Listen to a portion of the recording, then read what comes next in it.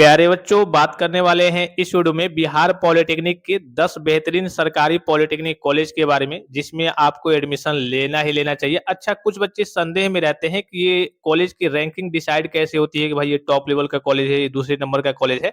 तो सबसे बड़ी इसमें चीज होती है कि उस कॉलेज में प्लेसमेंट कितना होता है, उस कॉलेज में कंपनी आती है या फिर नहीं आती है, तो कितनी कंपनी आती है, कॉलेज का लोकेशन किस प्रकार से है, शहर में है या फिर ग्रामीण क्षेत्र में है, इसके अलावा कॉलेज में पढ़ाई कैसी होती है, फैसिलिटीज क्या-क्या है, ये सारी चीज़ें देखी जाती हैं।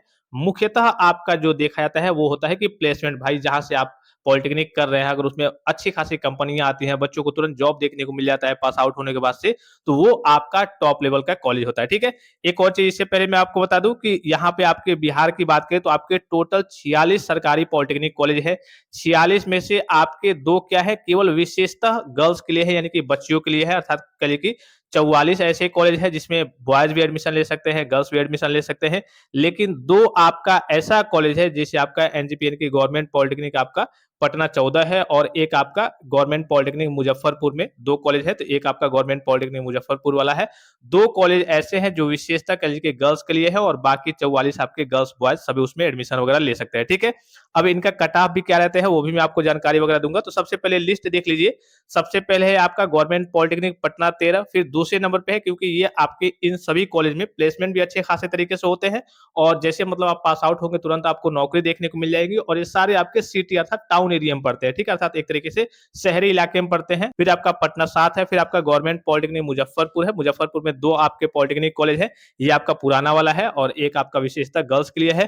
फिर आपका भागलपुर हो गया, फिर आपका गवर्नमेंट पॉलिटेक्निक गया हो गया, फिर आपका गवर्नमेंट पॉलिटेक्निक दरभंगा हो गया, फिर आपका गवर्नमेंट पॉलिटेक्निक कटिहार हो गया, फिर आपका गवर्नमेंट पॉलिटेक्निक वैशाली हो गया, और गवर्नमेंट पॉलिटेक्निक छपरा और गवर्नमेंट पॉलिटेक्निक आपका बरौनी। दोनों को आप 10-11 नंबर पे एक-एक करके रख सकते हैं। दोनों एक तरीके से सेम लेवल की कैटेगरी में आते हैं। तो ये आपके टॉप 10 कॉलेज है जिसमें अगर आपको मौका मिलता है तो जरूर से जरूर आपको इसमें एडमिशन लेना है, ठीक है?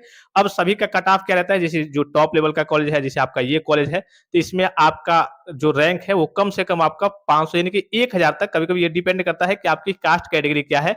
अगर आप एससी एसटी से हैं तो मे बी ऐसा भी हो सकता है कि आपका 1000 तक देखने को मिल जाए, और इसमें भी ये चीजें डिपेंड करती हैं कि आप किस ब्रांच की ओर जाते हैं। जैसे आप बेस्ट ब्रांच की ओर जाएंगे तो इस केस में आपको थोड़ी सी समस्या होगी, अगर आपका नंबर कम आया, अगर आपका रैंक ज्यादा आया है तो। लेकिन अगर आपका रैंक 1000 के आसपास आया है तो आपकी ये कॉलेज मिलने के चांसेस रहते हैं। अगर आप जनरल से हैं, कहिए कि जनरल कास्ट कैटेगरी से है, तो आपका कम से कम 500 के नीचे आना चाहिए, क्योंकि जनरल की बात करें तो उनको थोड़ा-सा रैंक अच्छा लाना पड़ता है। तो यहाँ पे समझ गए। सभी की बात करें ओवरऑल जितने कॉलेज दिख रहे हैं, अगर आपको टॉप 10 में एडमिशन लेना है तो अप्रॉक्सिमेटली आपका जो रैंक है वो 6000 के आसपास, 6000 या फिर उससे नीचे आ रहा है। तो इन सभी कॉलेज में किसी न किसी ब्रांच में आपको निश्चित तौर पे एडमिशन देखने को मिल जाएगा। बाकी ये सारी चीज़ें डिपेंड करती है कि आप काउंसलिंग किस तरीके से करते हैं। अगर आप काउंसलिंग के लिए या फिर नोट्स वगैरह आपको चाहिए प्रवेश परीक्षा के इंपॉर्टेंट क्वेश्चंस वगैरह, तो यहाँ पे नीचे आपको दिख रहा होगा, प्ले स्टोर से जाकर के पॉली वाला टेक्निक एप्लीकेशन को डाउनलोड करके सारी चीजों का लाभ वगैरह प्राप्त कर सकते हैं। टोटल सीट्स की बात करें तो लगभग आपकी टोटल सीट्स की बात करें तो इसी के आसपास सभी इन 10 कॉलेज में, किसी में 300 है, किसी में 400 है, किसी में 500 है, तो अप्रोक्सीमेटली आपकी 4500 के आसपास क्या है टोटल सीटें हैं। तो उसी के आसपास जाहिर सी बात है कि आपको रैंक भी चाहिए। अब ये 6000 तक कैसे एडमिशन होगा, तो ये डिपेंड करता है कि आपकी कास्ट कैटेगरी क्या है। कुछ जैसे एससी एसटी ओबीसी जनरल की अपेक्षा बात करें तो इनको थोड़ी सी छूट मिलती है। जहां मान लीजिए एग्जांपल के लिए, जहां जनरल वाला कोई बच्चा है उसका एडमिशन हो रहा है 1000 रैंक पे, ठीक है? तो जो एससी एसटी का होगा या फिर ओबीसी का होगा, उसका ऐसा भी हो सकता है कि 1100 पे हो जाए, 1200 पे हो जाए। तो ये सारी चीजें डिपेंड करती है कि हाँ आपकी कास्ट कैटेगरी क्या है। ओवरऑल मैंने आपको पूरी जानकारी दे दी, टॉप 10 कॉलेज वगैरह मैंने आपको बता दिया, और कट ऑफ के बारे में मैंने आपको जानकारी दे दी, और टोटल सीटों के बारे में मैंने आपको जानकारी दे दी। बाकी और आपको कोई जानकारी चाहिए, कोई भी चीज आप पूछना चाहते हैं तो आप कमेंट बॉक्स में कमेंट करके पूछ सकते हैं। फिलहाल इस वीडियो में इतना ही, इजाजत दीजिए। धन्यवाद, थैंक्स फॉर वॉचिंग। मिलते हैं नेक्स्ट वीडियो में।